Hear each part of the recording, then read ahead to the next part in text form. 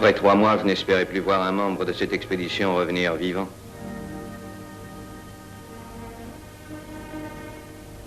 Vivant, si l'on peut dire. Lieutenant. Lieutenant de Saint-Avy. Saint-Avy. Saint-Avy, vous ne me reconnaissez pas? C'est moi, votre chef, le commandant Lefebvre. Nous sommes contents que vous ayez échappé au désert. Mais où sont les autres? Où est le capitaine Morange? Oui, votre ami Morange.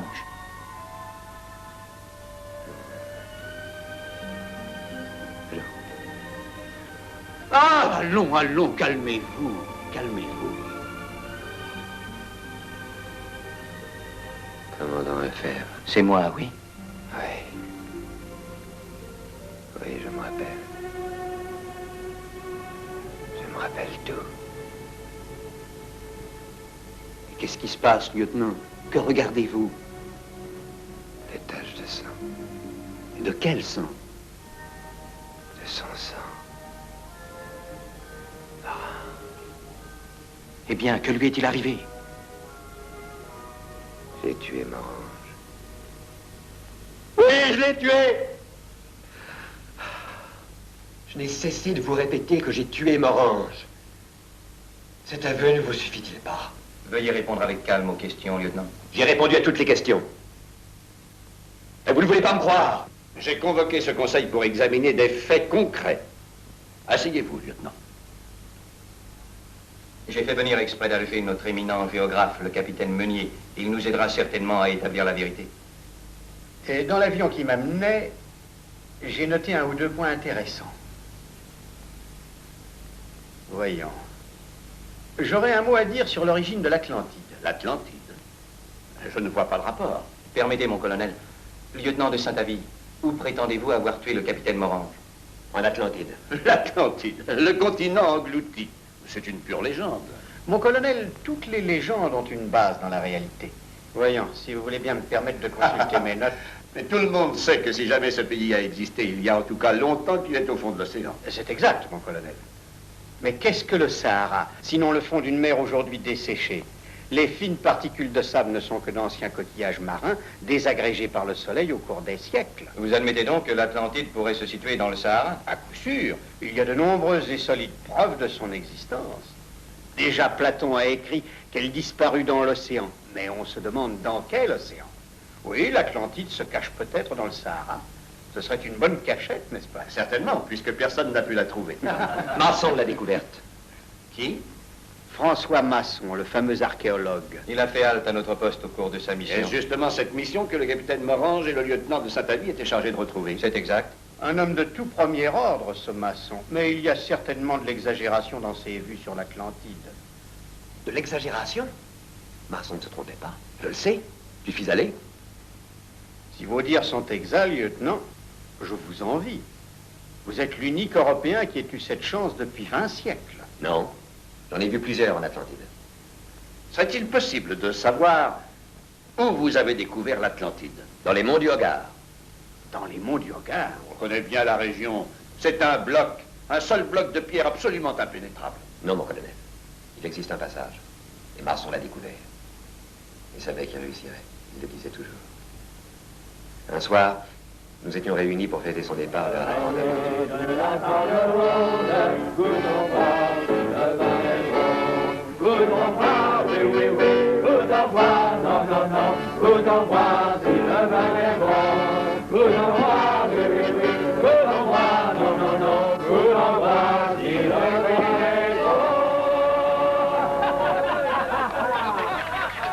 Un peu de silence, messieurs. À la santé de notre intrépide archéologue et pionnier du désert, François Masson. François Masson! Puisse-t-il parvenir au fabuleux continent où vécut jadis la plus belle et la plus noble des races humaines? C'est le terre de splendeur qui, si l'on en croit Platon, au cours d'une seule journée de pluie, disparut à jamais dans le sein de l'océan. À l'ancienne Atlantide. À l'Atlantide. Mais a-t-elle existé? Oh. Et la reine de notre ami Masson, gardons-nous d'oublier la reine? À la santé de la reine. À la fameuse petite fille de Neptune, à la descendante de César et de Cléopâtre. Buvons à celle qui, selon Masson, est aussi antique que l'humanité et aussi jeune que l'aube de demain. À la reine de l'Atlantide! Qui n'existe pas. Mais si jamais elle existe, il faut espérer, pour Masson, que malgré son âge vénérable, elle est encore la plus captivante, la plus séduisante et la plus voluptueuse de toutes les filles du monde. Je me vois encore assis à la fenêtre de ma chambre, où je découvrais le campement de Masson, installé devant les murs du Borge. À l'aube, l'expédition prit le départ. Je regardais Masson et sa caravane s'éloigner sur le sable éblouissant du désert.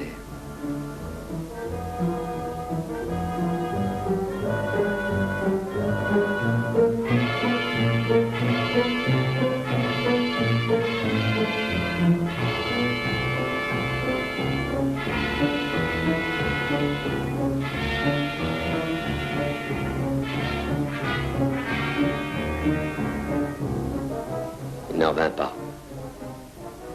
2 mois plus tard, le commandant Lefebvre détacha une patrouille. Au départ, nous étions 6. Le capitaine Morange, moi-même, un guide de la tribu des Champs en Bas et 3 méharistes. Pendant 2 jours, nous avançâmes sans incident. Le ciel était si clair qu'il paraissait vide. Puis subitement, le désert changea d'humeur. Sans avertissement, un vent brûlant s'abattit sur nous. Lorsqu'il nous sembla une éternité, nous dûmes lutter contre la tempête de sable. Enfin, le vent se calma, les tourbillons de sable retombèrent, mais il nous fut impossible de retrouver nos âmes. Ce soir-là, je campais avec le capitaine Morange au pied des monts du Hogar. Tout à coup, le silence de la nuit fut troublé par des bruits étranges. Les rochers semblèrent prendre vie. Des ombres s'animèrent, des ombres humaines.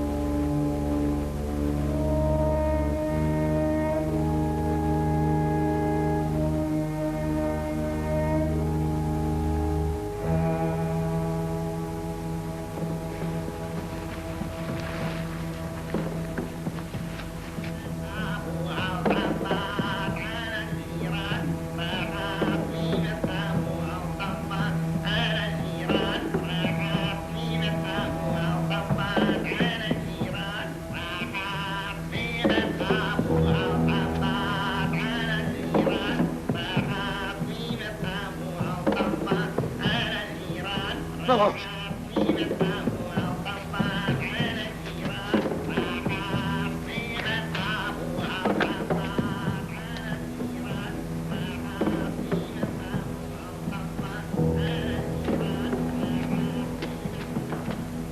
Morange!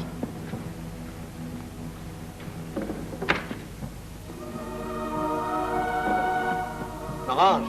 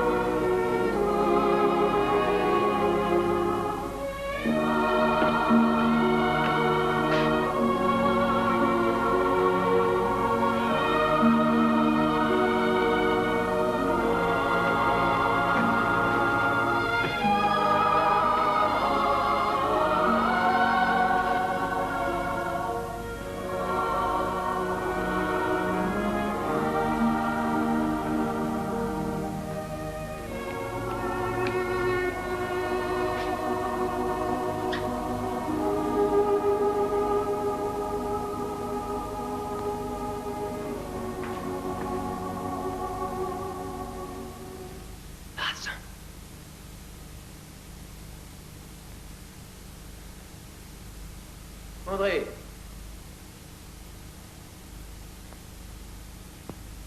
Tu es vivant. Où sommes-nous? Comment sommes-nous venus ici? Dis-moi, est-ce que nous rêvons? Non, ce n'est pas un rêve. Non, messieurs, ce n'est pas un rêve. Capitaine Morange, lieutenant de Saint-Avit, nous attendions votre venue. Où sommes-nous? L'ignorez-vous? Vous êtes sur cette terre dont votre habit maçon vous a parlé si fréquemment et dont vous vous êtes si bien moqué, dans le pays d'où nul voyageur ne revient, l'Atlantide. Soyez les bienvenus. On est en train de préparer vos appartements. J'espère qu'en attendant, vous accepterez mon hospitalité.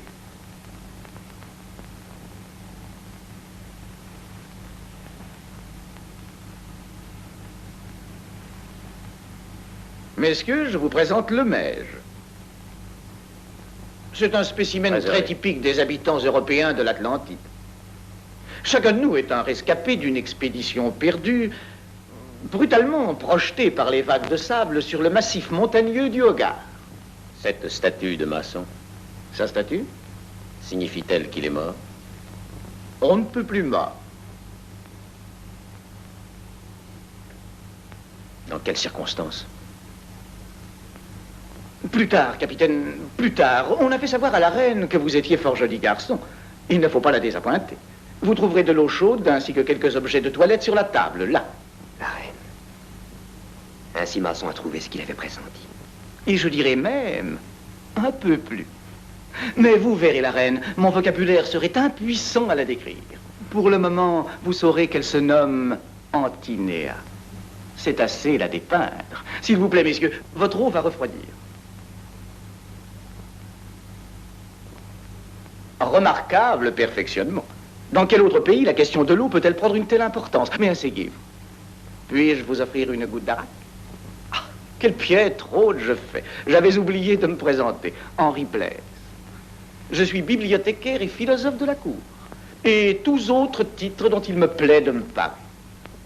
J'ai beaucoup de chance, en vérité. La reine admire mon esprit et ignore mon physique.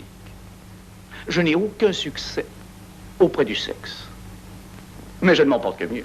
Parlez-nous un peu de Masson, il était notre ami. Alors nous boirons à sa mémoire. Comment est-il mort? Comment? En Atlantide, la reine a droit de vie et de mort sur chacun. On ne pose jamais de questions. Elle l'a fait assassiner. Assassiné? On peut estimer qu'il est plus vivant sous son revêtement d'or coulé qu'il ne le fut durant sa vie terrestre, exposé aux ravages du temps et de la sénilité. En or coulé? Alors ce n'est pas une statue? C'est donc... Oui, c'est Masson lui-même.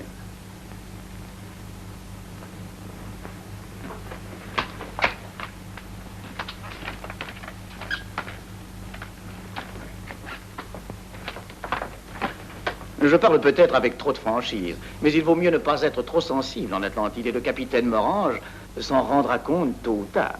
Le Meige, occupez-vous de lui. Ce sont deux nouveaux venus, Lindstrom. Ils ne paraissent pas d'une humeur très folâtre, mais enfin de nouveaux visages. Eh bien, qu'attendez-vous pour souhaiter la bienvenue au lieutenant? Elle les a vus? Non, il faudra choisir, c'est délicat. Ils sont tous deux très beaux, n'est-ce pas, Lindstrom?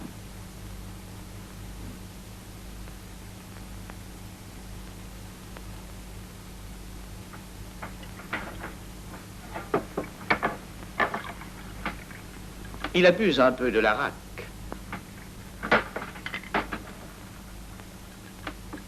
Encore un jour sans qu'elle m'ait appelé. 2 mois déjà. Cela vous tuera, Lindstrom. Qui est-ce? Un Suédois, fou d'amour.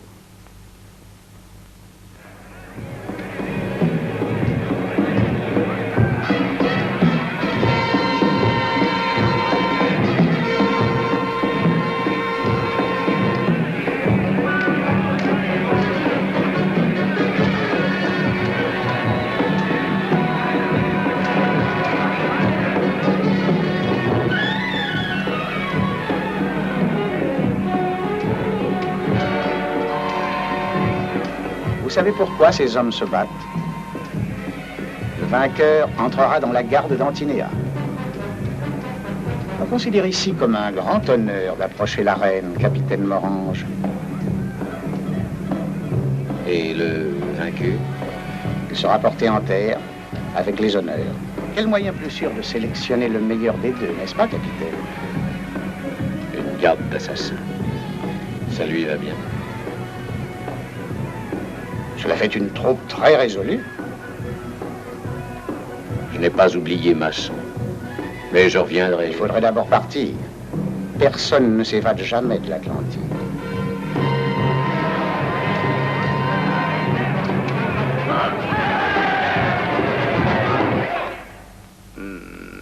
Oh, allez vous coucher, Lindstrom. Il n'y a pas moyen de voir en paix avec vos gémissements. Elle ne veut pas me voir. Et pour cause. Il est juste qu'une reine s'épargne un spectacle aussi peu attrayant. Vous êtes-vous regardé?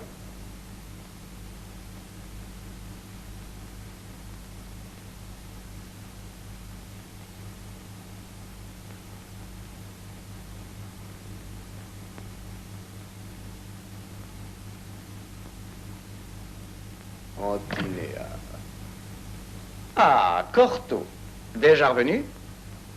Je vous présente Corto, le silencieux alchimiste de l'Atlantide. Il est l'auteur des chefs-d'œuvre que vous avez admirés dans la galerie.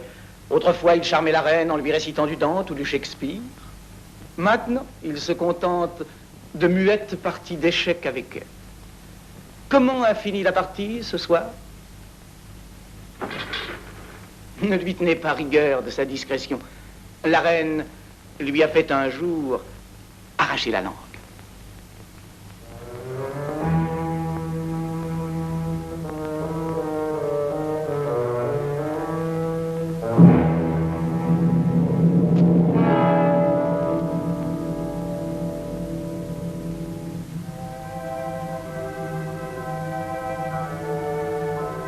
Mes félicitations, lieutenant. Mes félicitations.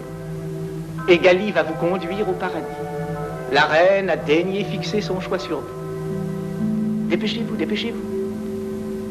Je vide mon verre en votre honneur et en l'honneur de cette belle nuit. Vous êtes tout excusé. Allez donc.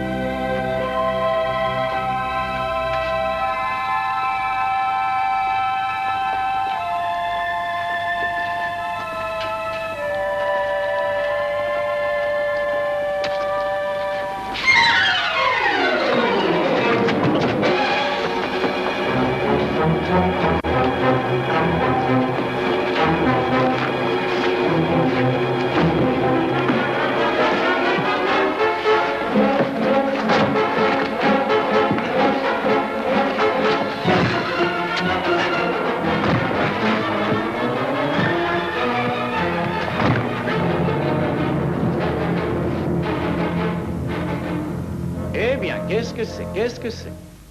Je vous prie de l'excuser. Tout ce qui reste à Lindstrom, c'est ça, son véritable amour.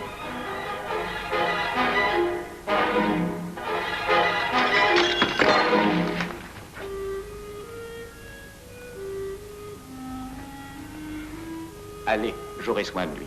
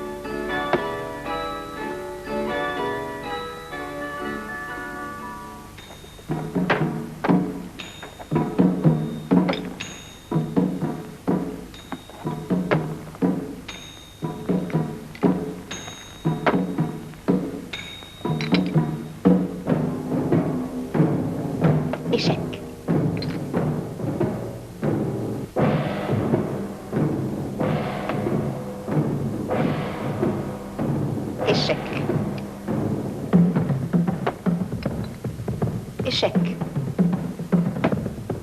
Échec. Échec. Échec.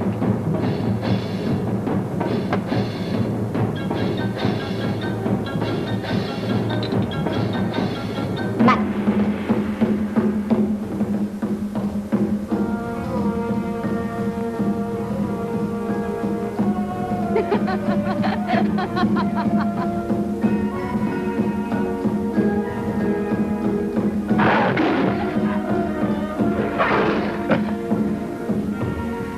Elle a l'air féroce, mais elle est très douce.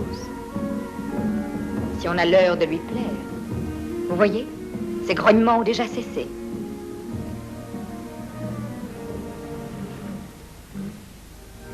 Assieds-toi.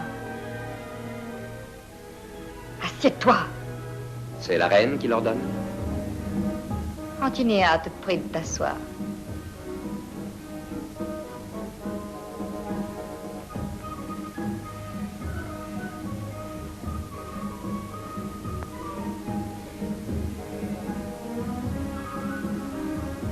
Pourquoi y a-t-il de l'inquiétude dans tes yeux? As-tu peur de moi? Non. En es-tu sûr? Les hommes meurent pour moi. Je le sais. Masson était mon ami.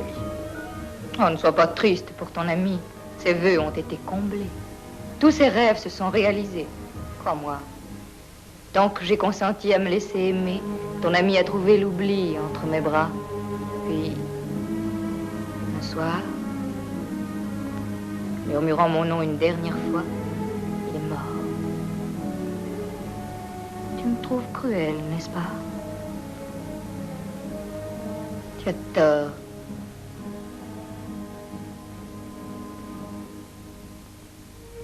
Je me demande si le capitaine Morange ne comprendrait pas mieux que toi.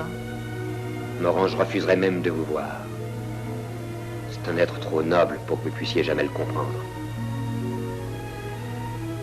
Tu m'intrigues. Tu me donnes le désir de le connaître.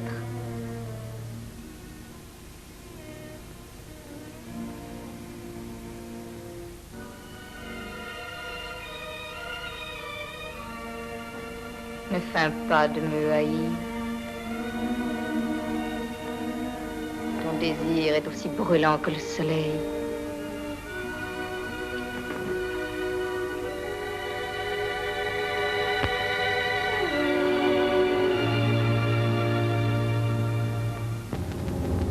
Ne le plaignons pas, Cortot.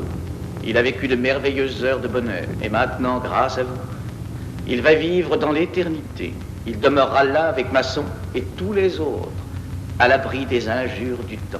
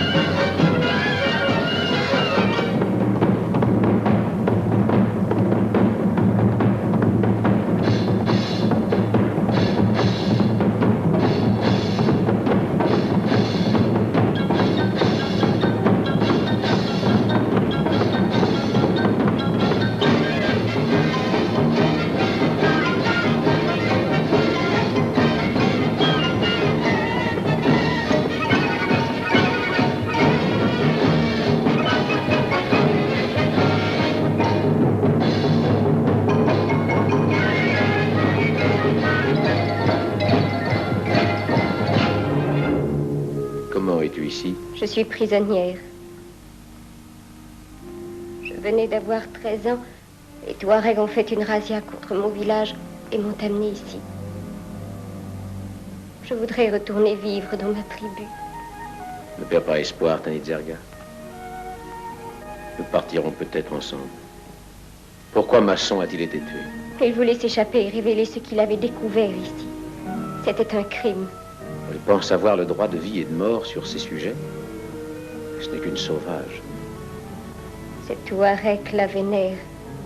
Ils sont aussi cruels qu'elle.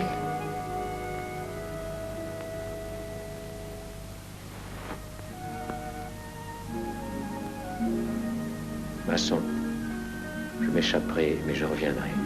Je reste, Jean. As-tu perdu l'esprit, André? Réponds-moi. Es-tu devenu fou? Jean. Rappelle-toi nos entretiens à El Golea.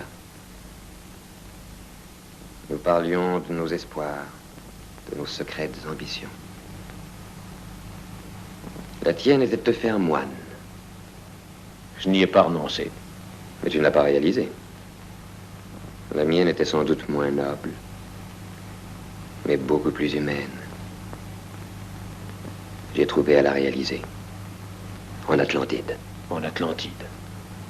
Tu ne peux trouver ici que la barbarie d'une tribu soumise aux caprices d'une femme criminelle, d'une sauvage. Tais-toi!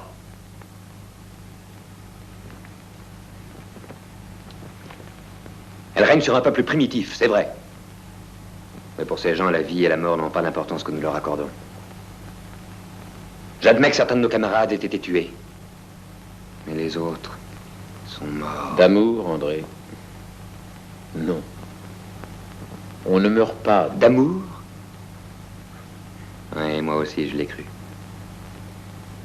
Et j'ai cru également que l'Atlantide était une fable. Rappelle-toi. Je riais des rêves de Masson. De ces rêves absurdes. Je me refusais à admettre autre chose que l'évidence. J'exigeais des preuves matérielles. Il est plutôt étrange que toi qui te destinais à la vie spirituelle ignores qu'il existe des choses qui échappent à notre vision. Oui, André. Il existe d'autres choses. Mais elles n'ont aucun rapport avec ces sauvages. Qui sait de quel côté sont les sauvages? Oui, Jean, je veux rester ici. Au milieu des sauvages. Et que ma tombe soit creusée dans le roc des monts du Hogar. Oui, je préfère ça. Oui, je préfère ça. À une inhumation dans la terre boueuse du sinistre cimetière de Duras. En présence de parents et amis indifférents. Et avec l'hypocrite oraison funèbre du colonel de la garnison. Très bien, André. Je vois que je ne peux plus te convaincre. Si une évasion est possible, et je suis sûr qu'elle l'est, moi je partirai.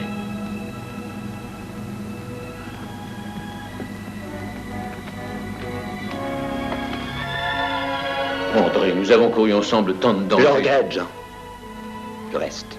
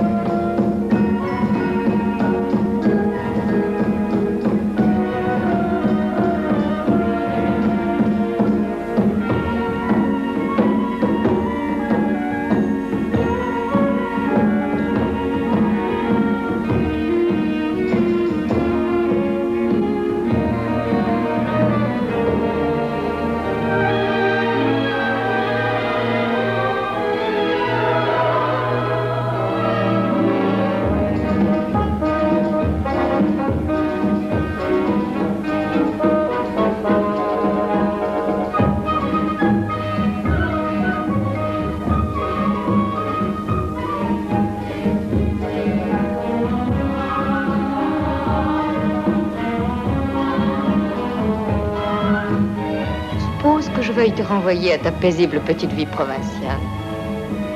Qu'en dirais-tu? Mais sois sans crainte. Il t'est permis de choisir ton paradis. Pour cela, il suffira tu le nommes. Vous êtes une sorcière. Nomme-le. C'est facile. Car son nom est comme une musique.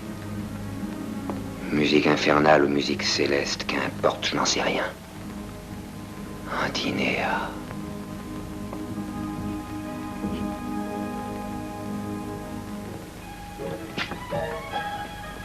Tout est préparé, capitaine Morange. Es-tu sûr, Tanit Zerga, que nous pouvons avoir confiance en Ben Urzok? J'en suis sûre, mais il faut nous hâter.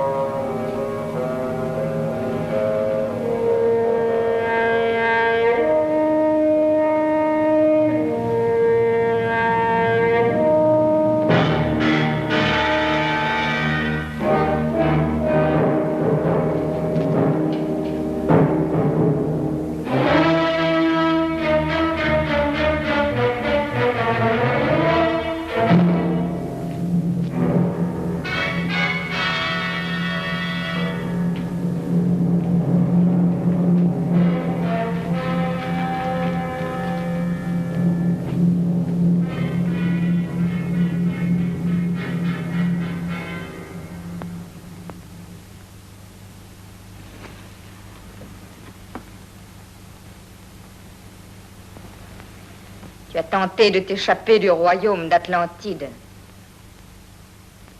Et de plus, tu sembles avoir oublié le sens des convenances. C'est à genoux qu'on comparait devant une reine. Une reine. À genoux!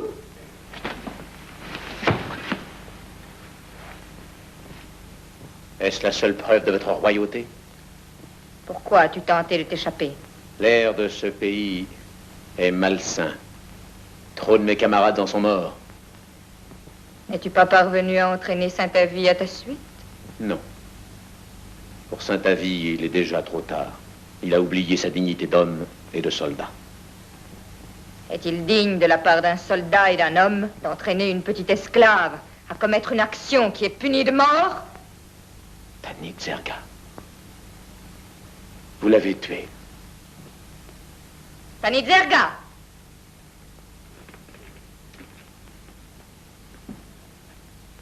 Tu vois, capitaine, je suis moins mauvaise que tu ne crois.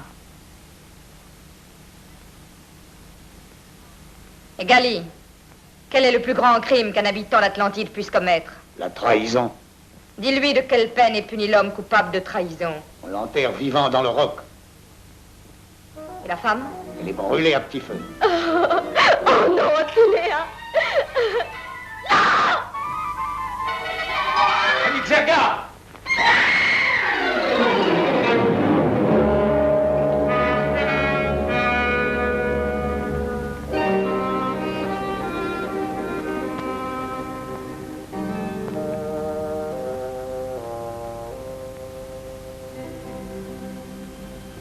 Vous vous gorgez de sang. Vous êtes une créature maudite.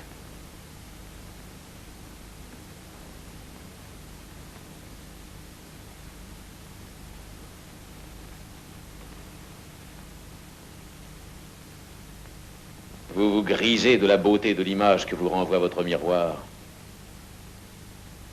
Mais quand je regarde dans vos yeux, je n'y vois que de la laideur. Il suffit!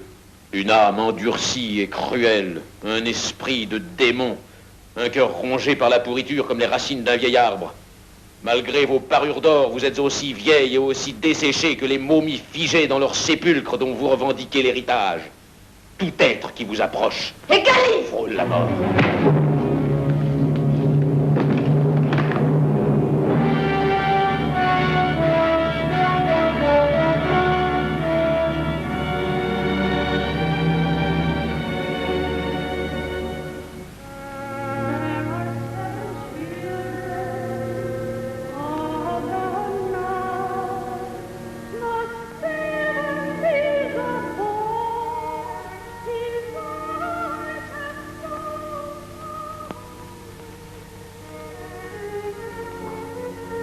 Vous vous grisez de la beauté de l'image que vous renvoie votre miroir. Mais quand je regarde dans vos yeux, je n'y vois que de la laideur. Tout être qui s'approche de vous frôle la mort.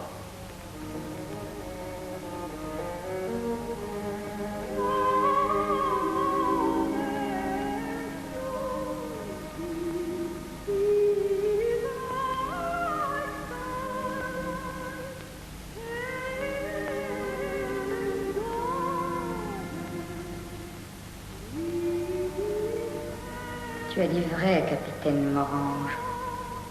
Tout être qui s'approche de moi frôle la mort, oui. Même toi qui as refusé de t'approcher de moi. Tu sembles malheureux ce soir encore. Qu'y a-t-il donc? Est-ce Morange qui te tourmente? Laissez-le repartir. Pour qu'il revienne nous anéantir? C'est déjà beaucoup que j'ai épargné sa vie. Je vous en suis très reconnaissant. Et si je l'avais condamné? Sans doute ne me l'aurais-tu pas pardonné.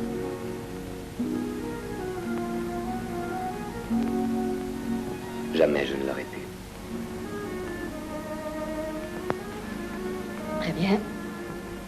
Antinia, qu'y a-t-il? Tout d'un coup, vous semblez si différente. Je suis différente? En quoi penses-tu que j'ai changé? Je ne sais pas. Je ne...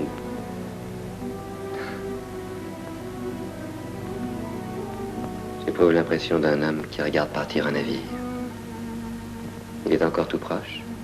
Et pourtant, bientôt, ce ne sera plus qu'un point qui disparaîtra derrière l'horizon. Ton imagination est trop riche.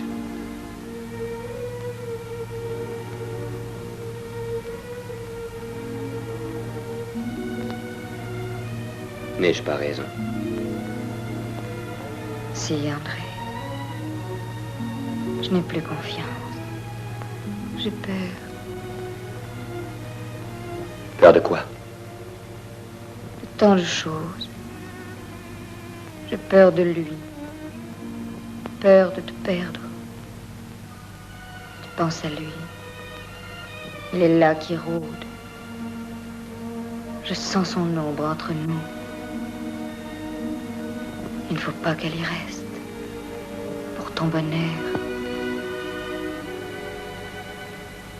Et pour mon bonheur.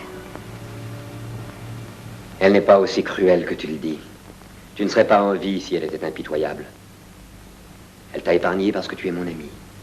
Et pourtant... Est-ce bien la raison, André? Es-tu certain qu'elle n'a pas un motif personnel? Non. Tu te scandalises à cette pensée. Mais cette femme est... Ah, capitaine Morange, vous êtes là. Antinéa désire vous voir immédiatement. Et Gali vous conduira. Maintenant, nous allons connaître la vraie raison.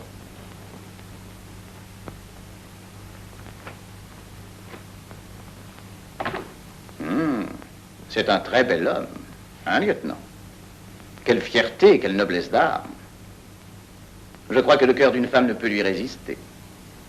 Mais pourquoi rabaisser ses possibilités? Il pourrait même faire la conquête d'une femme dénuée de cœur. Lieutenant? Oui, c'est sans nul doute un homme très remarquable.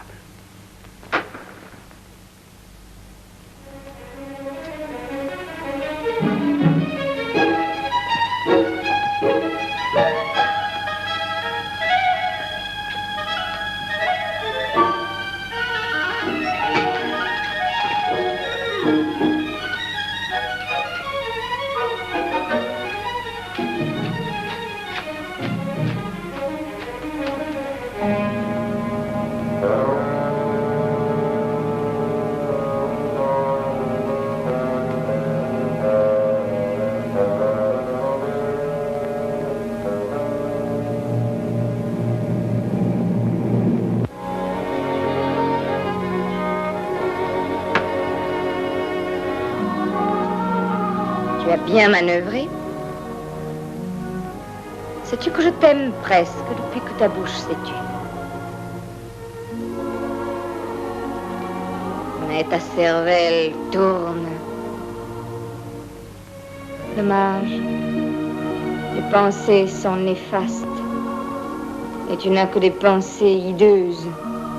Cesse de me haïr, Cordo. La haine te fait paraître vieux et très laid. Et je ne t'aimerai pas, vieux et laid. Pour que je t'aime, demeure l'homme que tu es. Ou du moins l'homme que tu fus. Quand tu m'aimais, Cordo.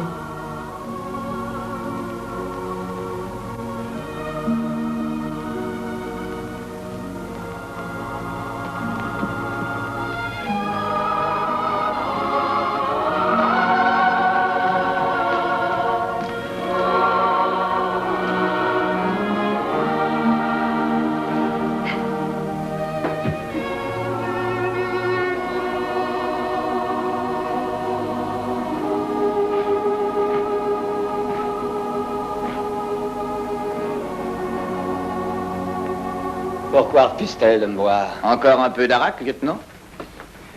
Il faut boire juste assez pour se rappeler des choses agréables et oublier celles qu'ils sont moins. 10 jours sans elle. 10 jours entiers sans la voir. Pourquoi? Nous nous en doutons bien, n'est-ce pas, lieutenant? Avez-vous oublié Lindstrom? Lindstrom. Pourquoi? Eh bien, Antinéa, Morange, Morange, Antinéa. Non. Non, Morange est mon ami. Certes, et vous êtes le sien. Vous avez éloquemment plaidé pour le sauver. Peut-être trop éloquemment. En traversant les appartements de la reine ce matin, j'ai pu voir que Morange recueillait les fruits de votre éloquence, d'une manière étonnante pour un personnage aussi réservé. Vous m'aidez! Il faut que vous m'aidez! Ah, quelle idée absurde! Pourquoi mentirais-je?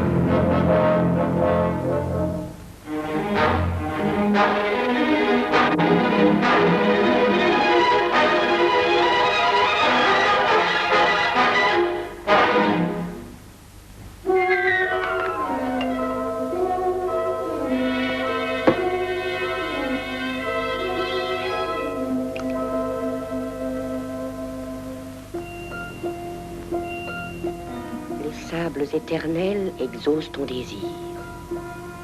Celui qui te résiste mourra ce soir. Lâchez-moi! Laissez-moi!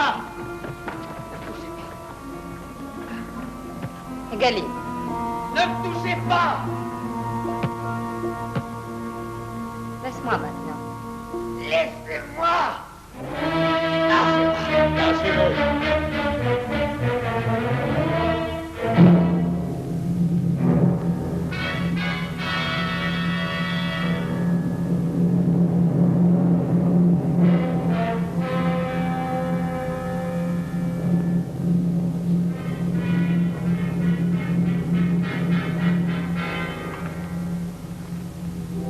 as choisi une heure singulière pour me rendre visite. T'ai-je appelé? Je méprise la violence. Je n'avais pas à l'employer. Jusqu'à présent, quand je voulais vous voir. Ce temps-là est changé. Crois-tu être la seule personne en Atlantide dont j'apprécie la société? Où est-il? Qui donc? Oh, je sais qu'il est là. Maintenant, je comprends pourquoi vous m'interdisiez depuis si longtemps de vous voir. Où est Morange? André, tu es rongé de jalousie. Il est peut-être chez lui. Qui sait? C'est vous qui l'avez appelé. Je sais que vous l'aimez. Il n'y a pas bien longtemps, tu me suppliais d'épargner sa vie. Le regretterais-tu? Si je le regrette. Quand un homme devient fou d'amour et de jalousie, il ne lui reste plus que la haine. Tu as bu trop d'arak ce soir, laisse-moi seule.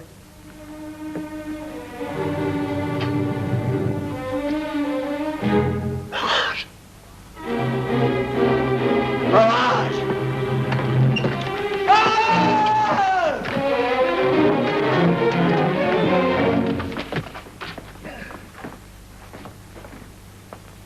Pourquoi me retenez-vous prisonnier? Prisonnier? Séguir! Tu peux regagner tes appartements.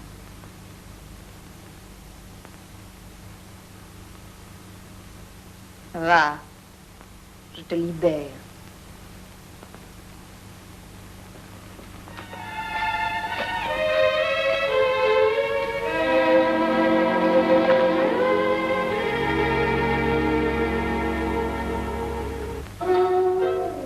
Je suis un homme foutu, Morange.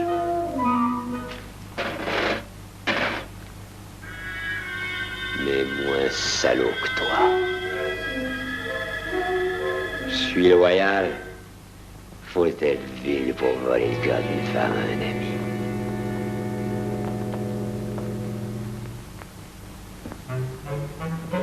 Et il y a une chose que tu ignores. Oui, je t'ai démasqué. Ouais. Ne sois pas impatient. Tu le sauras bien assez tôt.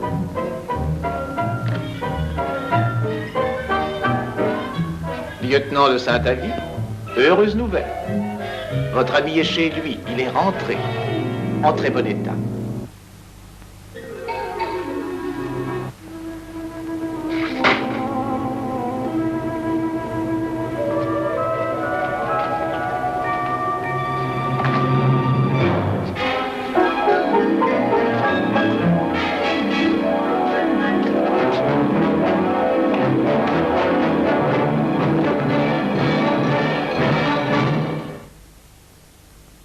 T'es content de me voir, Jean?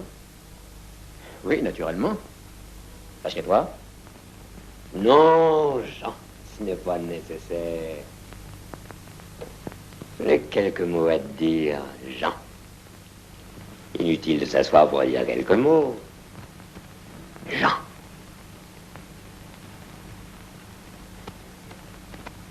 Pourquoi m'appelles-tu Jean sur ce ton? C'est ton nom, si je ne me trompe.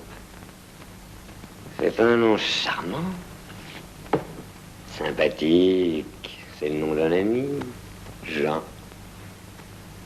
J'adore ce nom. Martinéa l'aime aussi, est-ce qu'il semble? Comment? Tu as joué aux échecs Avec S? Non. Darak. Tu as encore trop bu d'arak. Lac! Non. C'est la vérité qui me saoule.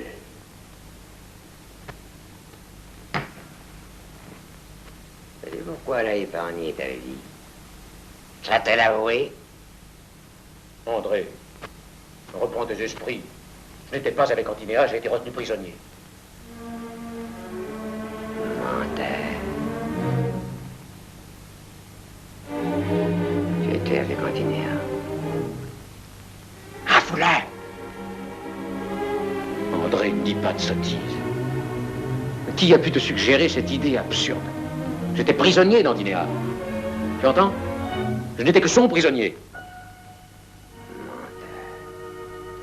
André, t'ai-je jamais menti? Souviens-toi. Ai-je menti? Non, Jean. Tu n'as jamais menti.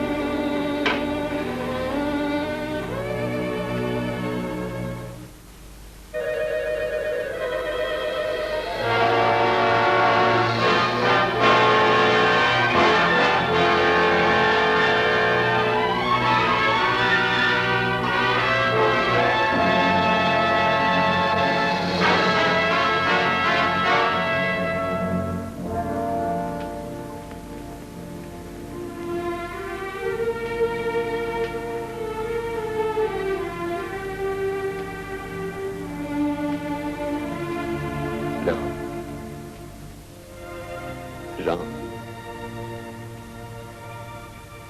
Non, j'ai pas fait ça. C'est faux. J'ai pas fait ça.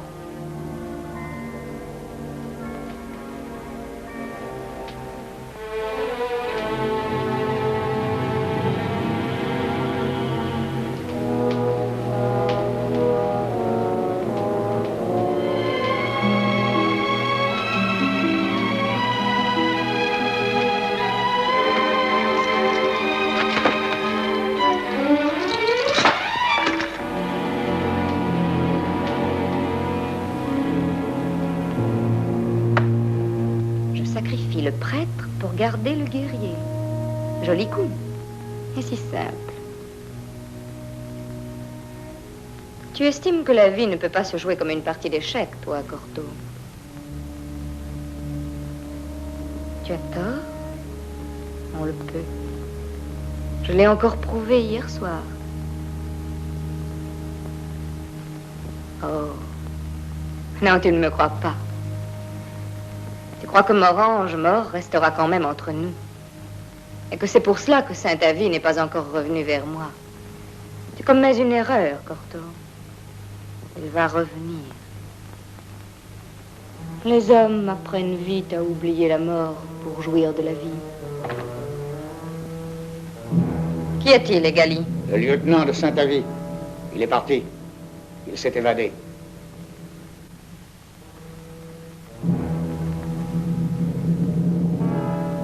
On ne s'évade pas de l'Atlantide.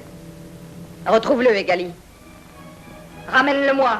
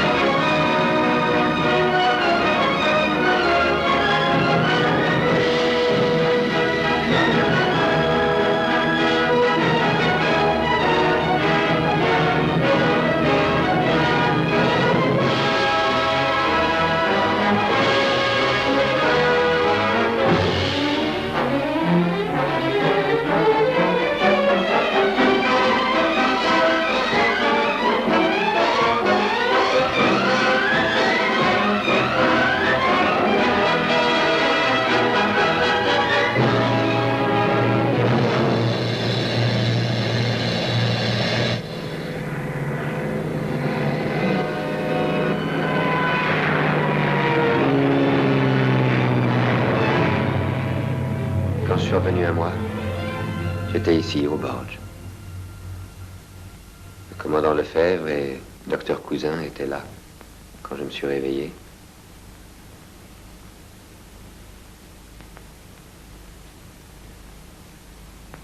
Avez-vous des questions à poser avant que le lieutenant de Saint-Avy soit autorisé à se retirer? Non, non. Très bien. Lieutenant Ferrière, mon colonel, accompagnez le lieutenant de Saint-Avy jusqu'à sa chambre.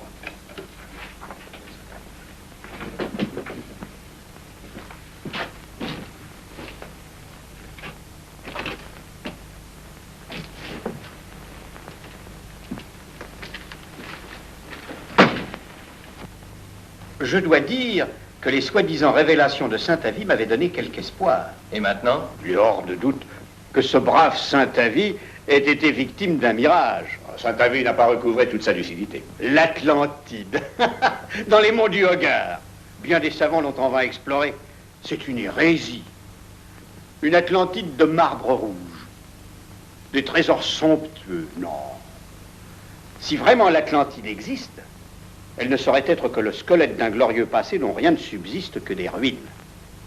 Ah, et cette souveraine. Les Touaregs tiennent d'ordinaire les femmes dans le plus profond mépris. Il serait surprenant qu'ils se laissent gouverner justement par une femme, même si cette femme est... La belle Antinéa.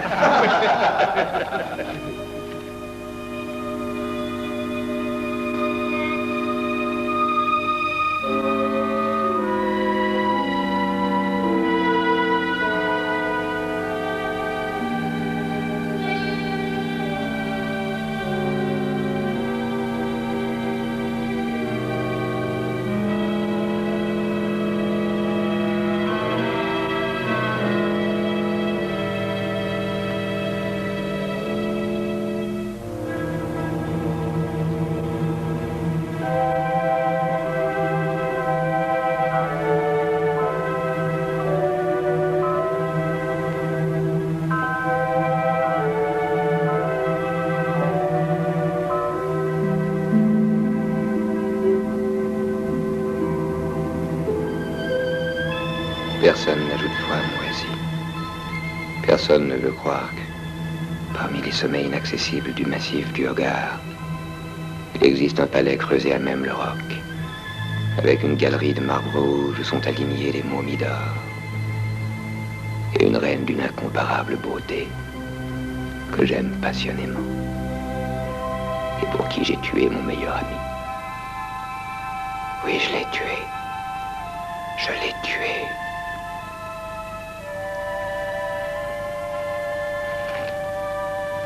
Ne vous dérangez pas, André.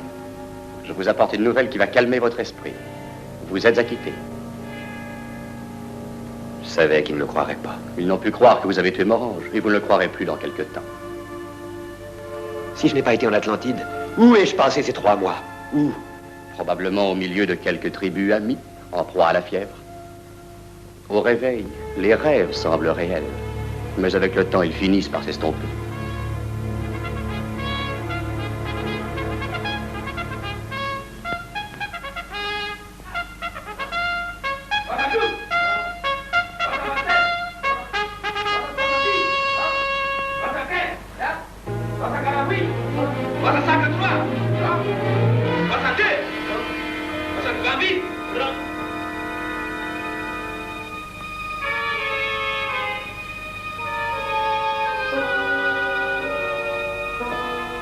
On vient de capturer cet homme devant la porte du Borgia.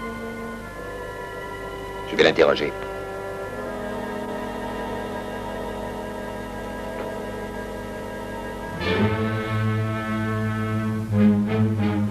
La paix soit avec toi, lieutenant de Saint-Aville.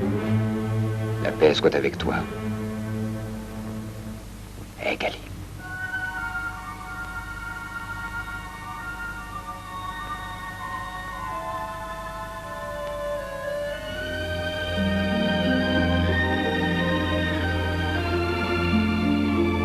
Relâchez cet homme, sergent. Le relâcher? Faites ce que je vous dis. Relâchez cet homme.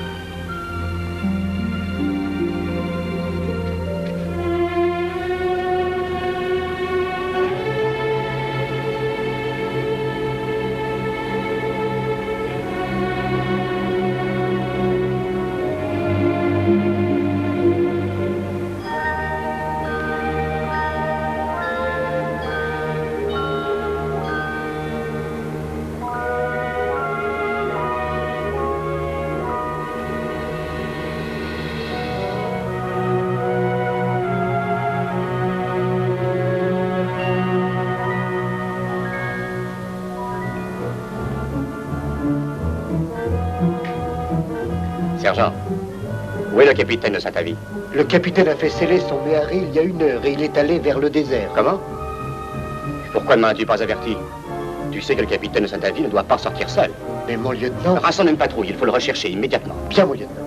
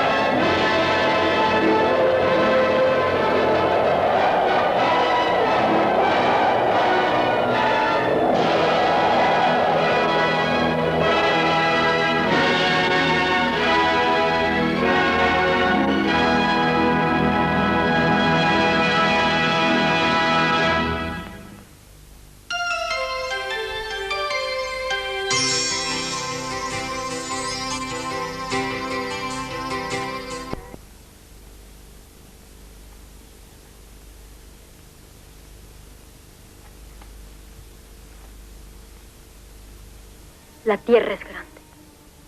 Cabemos todos juntos.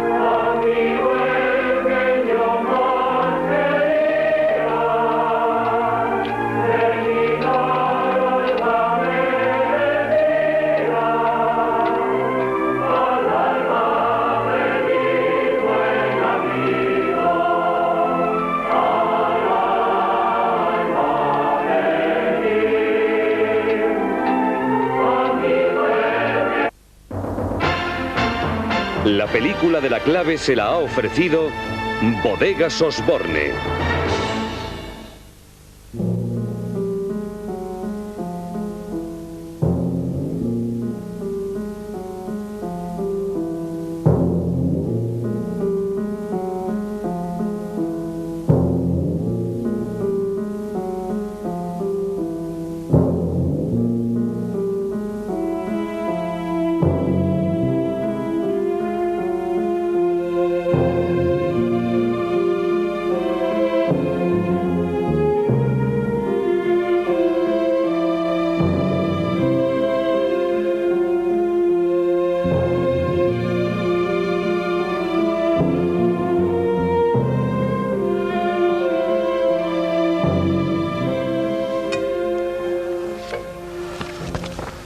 Bien, señores, antes de empezar, déjenme hacer a ustedes un spot de promoción de esta casa y sobre todo de un compañero, porque hay veces en que uno tiene que congratularse muy especialmente.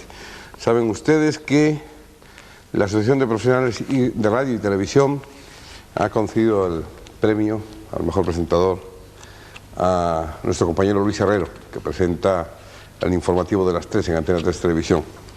Yo tengo que congratularme muy especialmente, primero por ser de esta casa y segundo por ser un compañero en tareas también en la radio de la empresa común. Y sobre todo porque a mí Luis Herrero me parece uno de los grandes descubrimientos de la pequeña pantalla en los últimos tiempos. Sigan ustedes, que yo creo que va a dar muchísimo más juego todavía y ha empezado con buen pie ya. Dicho esto, empezamos por donde ustedes quieran. Yo suelo preguntar cuando nadie habla, pero mientras se hable yo no digo nada. O sea, que ¿quién quiere empezar? No, le hemos pedido a Fabián, sí, que inicie el fuego y además de manera provocadora para bien. quitarnos el letargo. Ideal. El letargo de la película. Y de la escena. Pues la película era, para uno que viene de Izquierda Unida, en su momento fue considerada una película rojísima, que tuvo problemas de cortes, de censura y todo lo que por haber. Conociendo al padre de la criatura, indiscutiblemente tuvo problemas. Pero terminaba bien. Terminaba bien, hombre, sí. Las películas deben terminar bien. Aquí preguntábamos como la vida misma, también debe terminar bien. Sí, que por aquello de que se parece a lo del debate de la financiación, que Rafa Llone era Solchaga, que quién iba a ser de Carmen Sevilla en el nuevo pacto autonómico. ¿Quién va a ser de Carmen Sevilla? ¿Alguien sabe quién va a ser de Carmen Sevilla? No. Fabián Estape, venga. No, mira, yo tenía, ya lo hemos comentado con los compañeros, unos pequeños reparos que pueden ser disipados si estamos en el error, sobre el anacronismo de la película. Es decir, que hay una serie de detalles que a mí me la sitúan antes de 1936. Eso, yo creo que eso pretende la película también, ¿eh? Porque antes del 36 eran explicables en las regiones de España que en la película se describen actitudes de huelga como las que se dan en los campesinos de una granja concreta que renuncian por principio a trabajar a destajo y exige jornal. Que contra esta pretensión se levantan unos guardas armados al estilo de Far West. Pero incluso hay un detalle ferroviario, y yo no puedo olvidarme de que soy hijo de ferroviario y estuve 4 años en Renfe. ¿Hijo de ferroviario, Estape? Sí, de que cuando la máquina de tren, cuando se hace el primer viaje... Hay muchos hijos de ferroviario en la vida pública española, es curioso. Perdón por la introducción, nada, sigamos, pero de repente se me varios nombres. Nos hemos fijado, al menos yo lo he visto en el acto, que la máquina lleva MZA, y esta compañía de ferrocarriles en España desaparece el 22 de enero del 41, cuando el general Franco crea la Renfe. Podemos entrar en otro debate sobre si fue una decisión acertada, económica, productiva, rentable, se aumentó el bienestar. Lo que digo es que por algún motivo estos anacronismos son pistas para situar el drama en la España republicana. Pues hemos empezado bien. Es un arranque histórico, digamos, ¿no?, de la cuestión. Yo quiero decirle, Leila Onur, es la única que le voy a decir algo, siempre me tendrá a su favor. Los españoles hablamos mucho y no paramos mucho en barras. De modo que cuando usted quiera intervenir, intervenga. Y no se preocupe de que solo se habla de España. Precisamente lo que queremos también es que haya un contraste con la Europa comunitaria, ¿no? Lo digo porque cuando usted quiera entrar no se preocupe. Adelante, venga. ¿Por dónde íbamos? A mí me recuerda la película, en ciertos pasajes despierta un poco el sentimiento de solidaridad. Y ese sentimiento de solidaridad quizás sería uno de los puntos para enlazar con el tema de hoy, que es el reparto del dinero, el reparto financiero. Y cuando se habla de solidaridad, pues entonces deberíamos de recordar la solidaridad que la Constitución española, la LOFCA, la Ley Orgánica de Financiación de las Comunidades Autónomas, y los estatutos de las comunidades autónomas, pues nos defienden claramente. Esa solidaridad que la Constitución española marca con igualdad para todos los españoles, todos los ciudadanos españoles tienen las mismas obligaciones, los mismos derechos, y que la propia Constitución incluso consiente, de cierto modo, hasta el año 88, ciertas diferencias entre unas comunidades autónomas y otras, las mal llamadas comunidades autónomas de primera y las comunidades de segundo orden. Hasta el año 88, porque a partir del año 88 esa Constitución ya da pie para solucionar perfectamente esas diferencias existentes inicialmente y articula para poder igualar esas diferencias, igualarlas en ese problema que hasta el día de hoy todavía no hemos podido resolver y que entiendo que todos los partidos políticos, y perdón quizás por entrar tan de lleno en el tema de la materia, ¿no?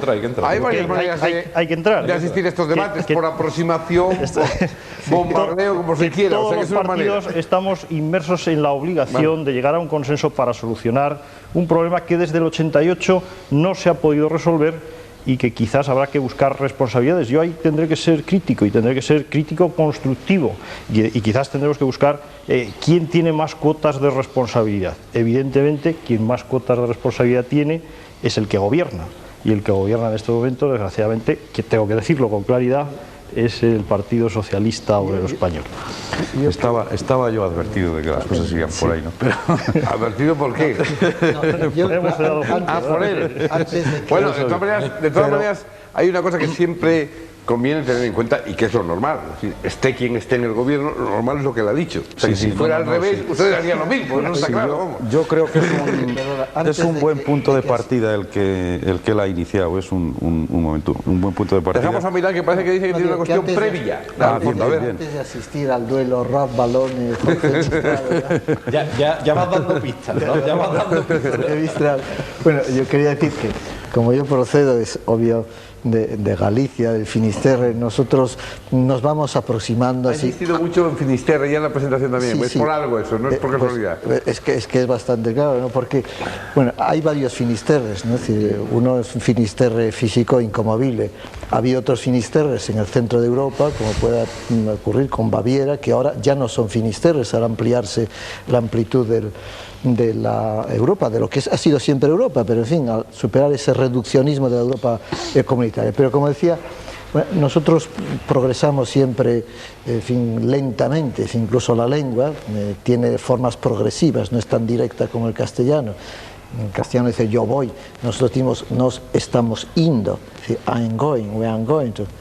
Entonces, yo quiero partir de la afirmación esta histórica, con estas pinceladas precisas que aquí se decían, porque realmente el problema que nos trae aquí pues es un problema histórico.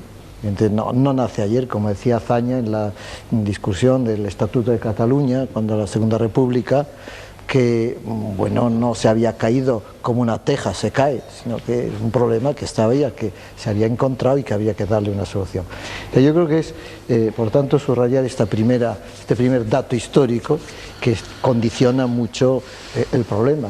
Y el segundo, ya sin lanzarnos tan directamente ya al problema, que creo que llegaremos a ese tema concreto, hombre, evidentemente, como dicen estos actores, estos hombres de pueblo que tienen un gran sentido común y evitan que, bueno, nos proporcionan el final feliz y que no se mate uno a otro, pues, hombre, lo que hay es que encontrar una solución a las cosas, es decir, que no es bueno, en fin, matarse unos a otros y tener rencores siempre. Hay problema histórico, el problema histórico está en la película entre esas dos familias, a ver cómo se supera ese problema histórico y naturalmente sin matarse unos a otros, y yo creo que este será el gran problema. Sí, yo precisamente iba a insistir en eso. Yo creo que la película, por eso me pareció un buen comienzo la propuesta que hacía el colega para el debate, pues en última instancia pretende reflejar que situaciones de incomprensión y de recelo acumulado, en ese caso